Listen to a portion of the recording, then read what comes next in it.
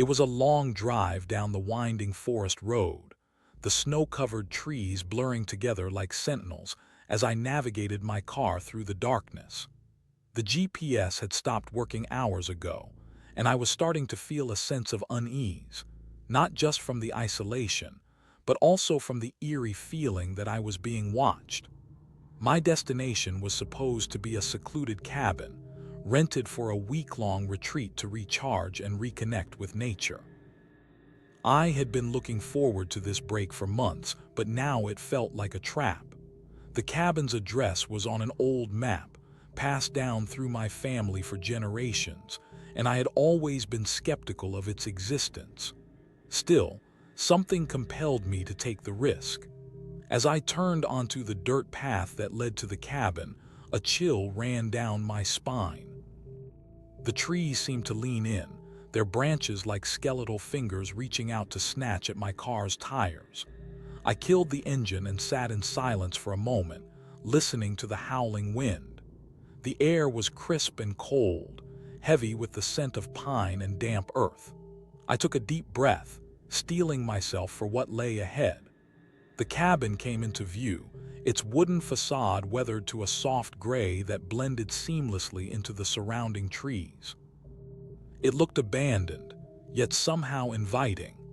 I hesitated for a moment before putting the car in gear and driving towards the cabin's creaky front door. It was midnight, and I had settled into a cold sweat. The fire I had built earlier in the evening had died down to embers, casting flickering shadows on the walls as the wind howled outside. I had tried to sleep, but my ears were attuned to every creak and groan of the old cabin.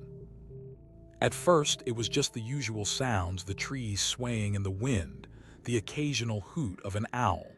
But then, I started to pick up on something else.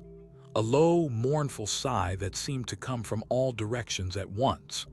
It was a sound that made my skin crawl, like someone was whispering my name over and over again. I sat up in bed, listening intently, but there was no one there. The sigh stopped as suddenly as it started, leaving an oppressive silence in its wake. I tried to convince myself it was just the wind, but deep down, I knew better. I threw off the covers and got out of bed, padding over to the window to peer out into the darkness. The snow was falling in thick, heavy flakes that obscured everything beyond a few feet from the cabin's doorstep. But then I saw something that made my blood run cold, a figure standing just beyond the tree line. It was tall and imposing, its features indistinct in the dim light. For a moment, our eyes locked, and I felt a jolt of electricity run through my veins. Then it vanished into the darkness, leaving me shaken and alone once more. As I stood there, frozen in terror, my mind began to wander. What was that figure, and why did it vanish so suddenly? I pushed open the creaky window and peered out into the darkness, but the only response was the wind howling through the trees. Shaking off the feeling of unease, I turned back to the cabin and decided to explore its interior.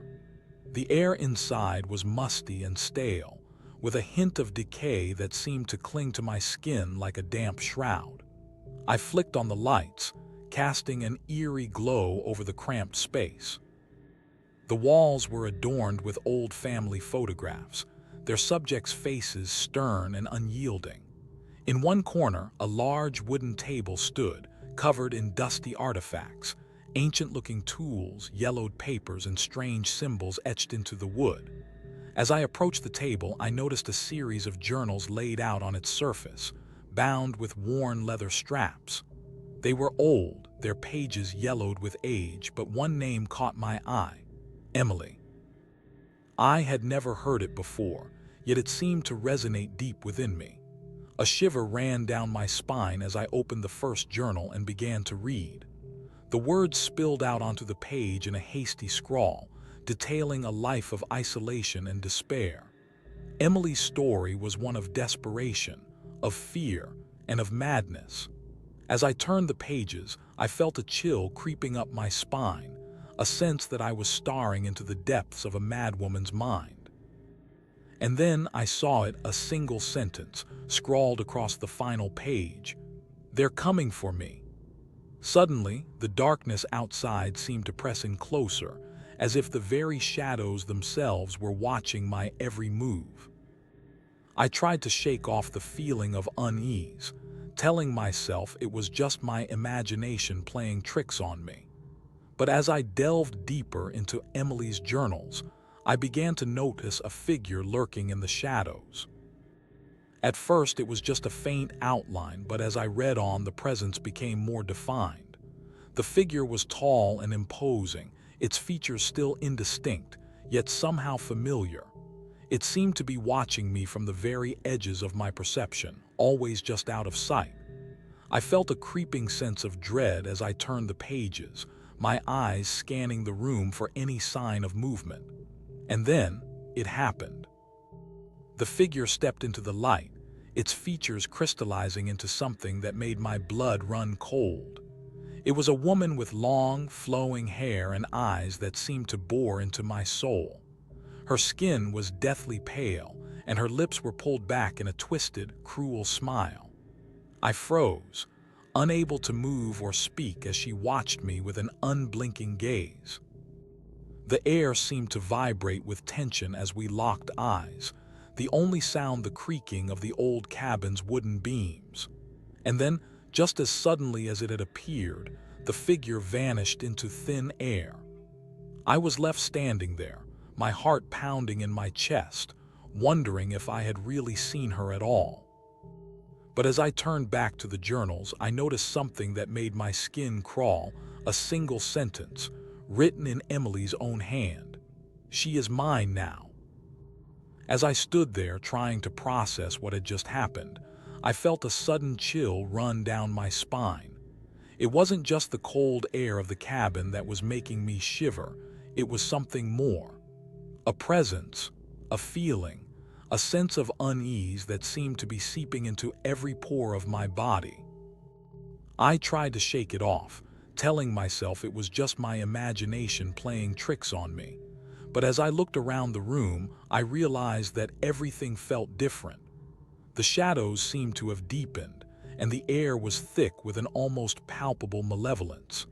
I could feel eyes upon me, boring into my skin like ice picks. And then I saw it, a faint mist that seemed to be rising from the floor, curling up around my ankles like a cold, dead fingers. It was as if the very fabric of reality had grown thick and heavy, weighing down on me like a physical force. I tried to move, but my legs felt rooted to the spot. The mist grew thicker, swirling around me in a maddening dance. And then I heard it, a low, rasping whisper that seemed to be coming from all directions at once. It was a voice, but not quite a voice, more like a sighing of wind through dry leaves. "You should have stayed away," it whispered. "Now you'll never leave." As the mist closed in around me, I felt myself being drawn into its cold, dark heart, and then everything went black. As I came to, I found myself lying on the floor of the cabin, my head throbbing with pain. The mist had cleared, and the room was bathed in a faint, eerie light that seemed to seep from the walls themselves. I struggled to sit up, but a wave of dizziness washed over me, forcing me back onto the floor. As I lay there trying to catch my breath, I noticed something that made my heart skip a beat, a small, leather-bound book lying open on the table beside me.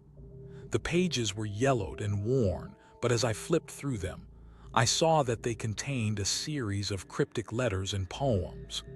They seemed to be written in a code, but one phrase stood out: "the night of the full moon."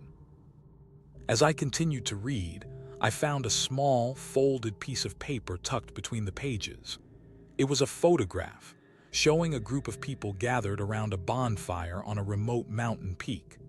But it was what lay at the center of the image that made my blood run cold: a young woman, her eyes black as coal, her skin deathly pale.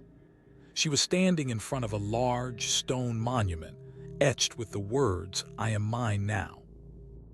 I felt a chill run down my spine as I realized that this must be Emily, the woman whose journals I had been reading. And then I saw it, a small, torn piece of fabric caught in the door handle of the cabin's front door. It was a piece of white linen, embroidered with a single word, "Help." I knew then that I had to get out of there and fast. But as I stumbled towards the door, I felt a sense of foreboding wash over me. I knew that I was not alone in the cabin, and that whatever evil forces were at work here would stop at nothing to claim me. As I stumbled out of the cabin, I felt a sense of relief wash over me. But it was short-lived, as I soon realized that I was lost in the woods. The trees seemed to close in around me, casting long, ominous shadows on the ground. I pulled out my phone to get directions, but there was no signal. Panic began to set in as I realized I was truly alone. Just as I was starting to lose hope, I heard a faint whispering in my ear. "You should have stayed away." I spun around, but there was no one there. The voice seemed to be coming from all around me, echoing off the trees.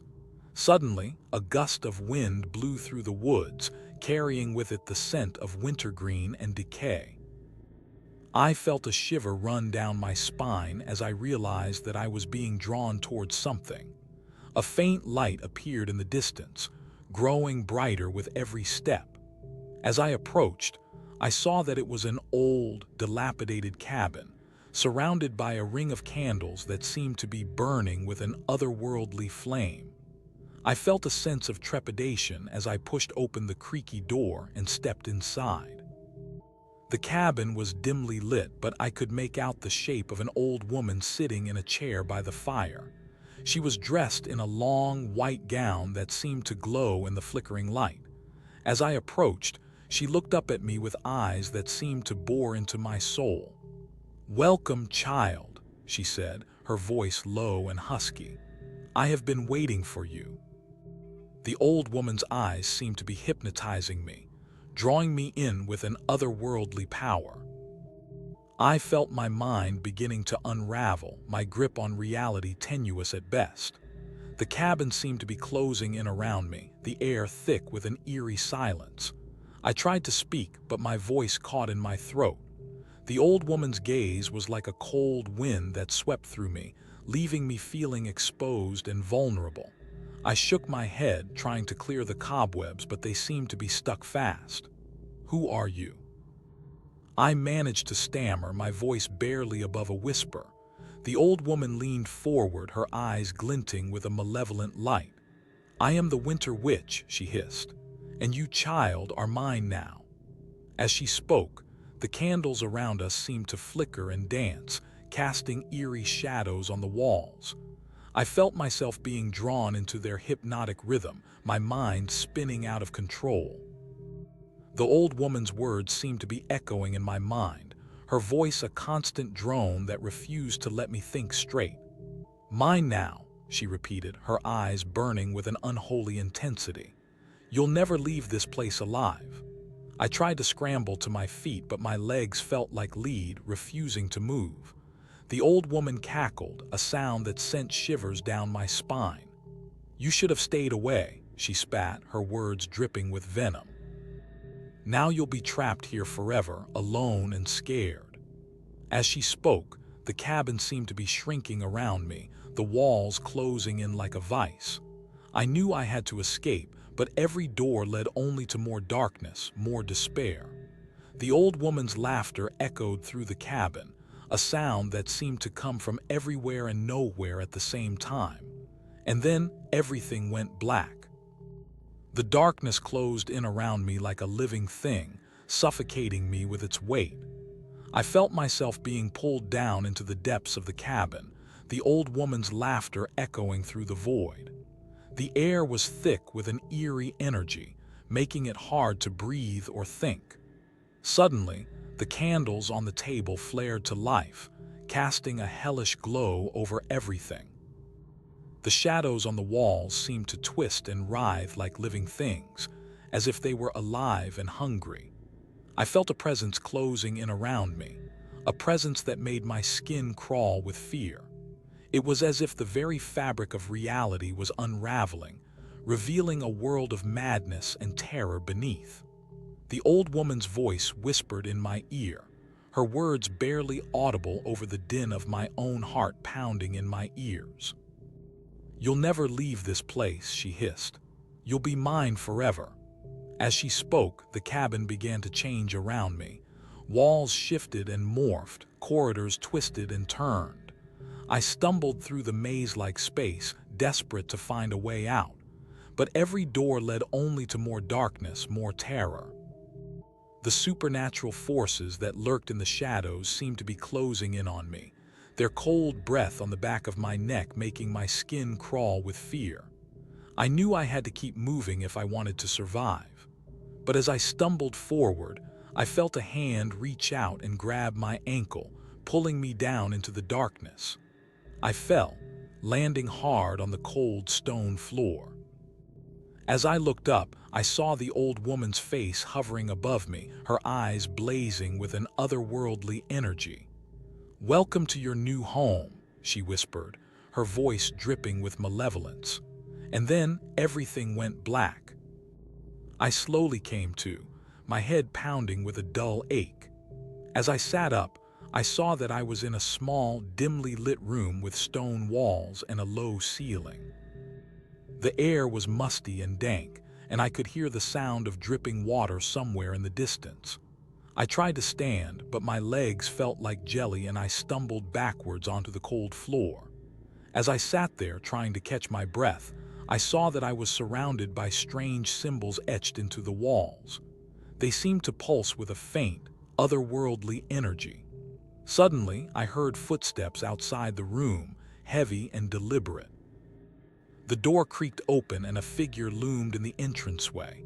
It was a man, tall and imposing, with eyes that seemed to bore into my soul. "Who are you?" he growled, his voice like thunder. "What do you want?" I tried to explain, but my words caught in my throat.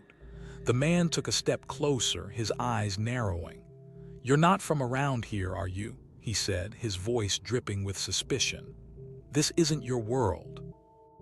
I shook my head, feeling a wave of panic wash over me. "I don't know where I am," I admitted, my voice barely above a whisper. The man's expression softened slightly and he took another step closer. "My name is Urindor," he said, his voice filled with a deep sorrow. "And you, child, are in a place of great danger." He paused, studying me intently. "You have to get out of here," he warned. "But how?" "This place is full of traps and terrors beyond your wildest imagination." Urindor's eyes seemed to bore into my soul as he led me deeper into the heart of the cabin. We walked through narrow corridors and dark chambers, the air thick with the scent of decay and rot. I could feel a presence watching us, waiting for its moment to strike. Finally, we arrived at a large wooden door adorned with ancient symbols that seemed to shimmer and writhe in the flickering torchlight. Urindor's hand reached out and grasped the handle, pulling it open with a slow creaking sound. Beyond the doorway lay a room filled with rows of dusty jars and strange artifacts, each one emitting a faint hum of energy. In the center of the room, a large stone pedestal supported a single glowing orb that pulsed with an otherworldly power. "This is where it all began," Urindor said, his voice heavy with sorrow. "The source of our curse, the key to our destruction." I felt a chill run down my spine as I approached the pedestal, feeling a strange connection to the glowing orb. It was as if it held a secret that only I could unlock. Suddenly, the lights in the room began to flicker and dim, plunging us into darkness. The air grew colder and I could feel a presence closing in around me. "What is this place?" I demanded, my voice shaking with fear. Urindor's eyes locked onto mine, his gaze burning with intensity. "This is the heart of the cabin," he whispered. "A nexus of ancient power, a portal to other realms and dimensions." As he spoke, the darkness seemed to coalesce into a single, formless mass that filled the room. I felt myself being drawn towards it as if by an unseen force. And then, just as suddenly as it had begun, everything went still. The lights flickered back to life and the air grew warm once more. Urindor's face was inches from mine, his eyes blazing with a fierce determination. "We have to destroy it," he whispered. "We have to burn this place to ashes." But as I looked into his eyes, I saw something there that gave me pause, something that made me wonder if we were fighting the right enemy. The world outside was frozen solid, a vast expanse of white that stretched out as far as the eye could see. I trudged through the snow, my boots heavy with ice, my body numb from the cold. Urindor walked beside me, his eyes fixed on some point ahead. "We have to keep moving," he said, his voice barely above a whisper. "The cabin is still out there and we can't let it consume us." I nodded, my teeth chattering with cold. We had been walking for hours, the sun long since set behind the horizon. The only sound was the crunch of snow beneath our feet, the creaking of trees in the wind. Suddenly, Urindor stopped, his head cocked to one side. "What is it?" I whispered, my heart pounding with fear. "I think we're being followed," he replied, his voice low and deadly. I turned, scanning the horizon for any sign of movement, and then I saw them. Creatures that seemed to be made of the very snow itself, their eyes glowing like embers from a long-dead fire. They moved towards us with an unnatural gait, their arms outstretched like skeletal fingers. "Run!" Urindor shouted, his hand grabbing mine and pulling me forward. We sprinted through the snow, our feet pounding out a frantic rhythm on the frozen ground. The creatures closed in behind us, their icy breath washing over us like a wave of death. I could feel my heart slowing down, my body growing numb from the cold. But Urindor's grip was like a lifeline, holding me fast as we ran for our lives. Just when all seemed lost, we saw it, a glimmer of light in the distance, a cave mouth that yawned open like a frozen mouth. We stumbled towards it, our legs burning with exhaustion. And then, just as we reached the entrance, everything went black.